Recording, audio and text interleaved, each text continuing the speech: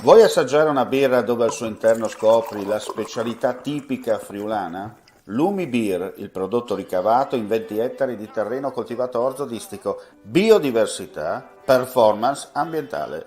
Lumi Beer nelle sue 5 versioni disponibili, 4 per consumo veloce e dissetante e la versione Magnum per intenditori. Lumi Beer si abbina a qualsiasi palato. Lumi Beer è un prodotto esclusivo Azienda Agricola Pancera, il buon seme, i buoni frutti. Ben ritrovati gentili amici e amiche alla visione all'ascolto per quanto riguarda l'informazione su friulitv.net, dunque gli aggiornamenti di cronaca. Mettere in evidenza il punto di vista delle aziende sulle aspettative per il prossimo futuro e le sfide che le attendono anche alla luce delle suggestioni green e tech del Piano Nazionale di Ripresa e Resilienza e l'obiettivo della tavola rotonda Transizione Verde e Digitale per una manifattura sostenibile che si terrà oggi pomeriggio alle 17 all'Università di Udine nell'Auditorium Carlos Gorlon del Polo della formazione dell'Ateneo in via Margaret 3 Udine. Parteciperanno i rappresentanti di 5 fra le principali e più avanzate realtà industriali del Friuli Venezia Giulia. Adesso andiamo a Cividale con una bella iniziativa di Confartigianato per dire che da una città romana a un'altra l'itinerario della nostra regione sull'artigianato artistico si sposta all'interno dei confini del Friuli e dopo le tappe dell'anno scorso ad Aquileia e Gorizia, quest'anno ha scelto Cividale del Friuli all'interno della chiesa di Santa Maria dei Battuti, dove l'esposizione è stata inaugurata lo scorso giovedì.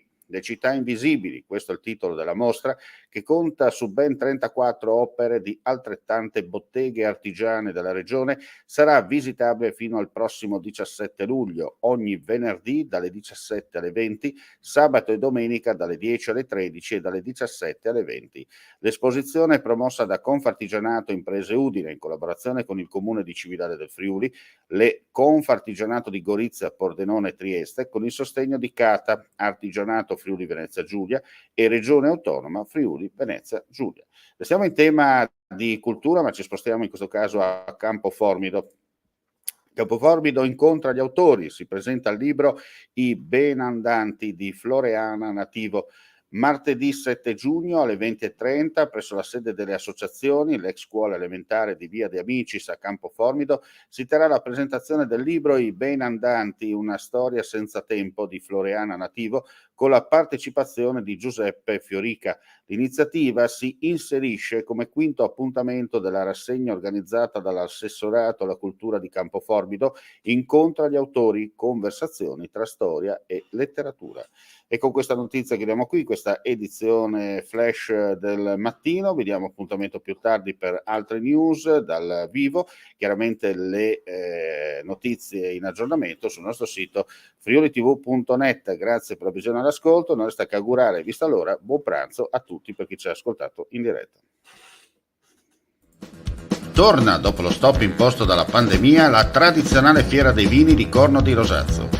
5 giorni tutti da vivere tra degustazioni, enoturismo, la mitica e unica grigliata come una volta e tanto divertimento.